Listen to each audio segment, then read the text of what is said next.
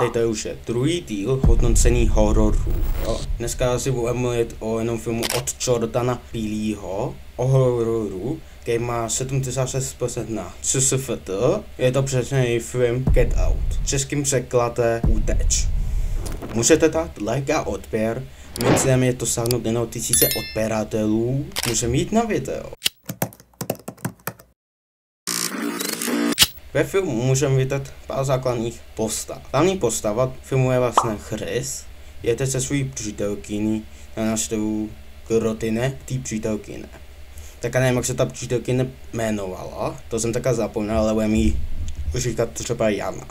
A o čem bych fakt taká rád mluvil je vlastně to, že si vlastně ten Chris nevšiml, že Janin rodina je zcela prostě divná. Jo, zcela moc divná je. A jako všiml si to, jako komunikoval o tom se svým kámošem přes telefon a sociální sítě a tak, si s ním psal a takhle.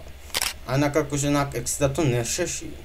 Jo, a obecně i ty potom u tady tu sešlost, ta rodina, těch jako ostatních lidí, což se potom i ukázalo, že to vlastně i aukce, kterou pořádají ty rodiče Jany a že to se tam prodali. Že to by jako překupníci těch černochů. A tím jaký byla ta scéna, jako si Chris během jako večer, pokud noci si šel zakouřit a vlastně jako, jak se potom na něj Josef Perl, ten je ten jako sluhatý Janin rodiny, tak se byl jako se paralizovaný strachem. Já jsem si říkal, jako, že prostě neutíkal, že bych jako já utek, ale potom jako to šlo, že on může jako být paralizovaný strachem, jo.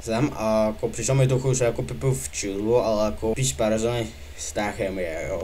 Daniel Kaluuya, nebo jak se to příjmení, tak je to vlastně ten herec, který hrál toho Chrise a je to fakt jakože dobrý herec, za mne. Jo, tak jsem dal jsem pocit z této filmu, že fakt to dobře zahrál. Jo, i ty další herci tam jsou jakože vážně dobrý.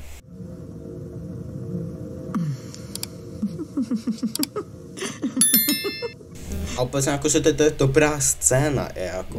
Jo, a další věc, kterou bych promluvil, je to, že se mi jako líbí, jak to jako vymysleli tu hypnózou. Že manipulují s lidma skrz hypnózu, že se hypnotizovali a jako můžou ovládat. Mě by asi nic lepšího jako nechat i nenapadlo. A ne, co ve mně Get Out zanechal. Ale popravdě Get Out mi přišel jako takový docela rasistický.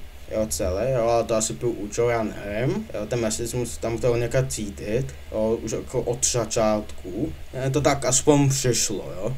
Proč shlédnout Get Out? Get Out je dobré jako pro ty, kteří začít koukat na horory, film právě, jo. Když jako vám teda nevadí rasismus. Tím pádem se i dostáváme k dalšímu bodu. Proč neshlédnout Get Out? Get Out fakt jako nedoporučuji slednout, jestli vám jako nevadí rasismus, tady to, ale jako fakt tomu můžu to poručit, jo. Když se kouknu na tier list, tak tam bych ho hodnotil na Ačko. Je to tak jako špatný film, je to dobře jako udělaný. Jediný, co to jako tak podle mě samozřejmě snižuje ten rasismus, no, že to jako tady na základě toho rasismu, jak mi to jako přišlo, jo. Jinak fakt jako to, nebylo to fakt jako špatný jako film, popravdě. Koncept jako jinak dobrý mi přijde. Tak tohle je všechno, můžete dát like a odběr a čau.